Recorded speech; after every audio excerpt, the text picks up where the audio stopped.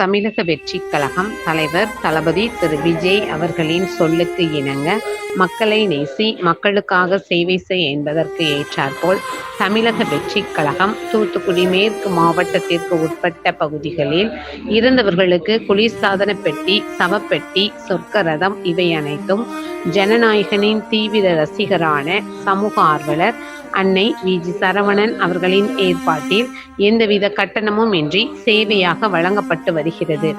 இந்நிலையில் தேவமாணிக்கபுரம் பகுதியைச் சேர்ந்த கணபதி அவர்களின் மகன் செல்வம் அவர்கள் உடல்நலக் குறைவு காரணமாக 12/1/2026 அன்று காலமானார்.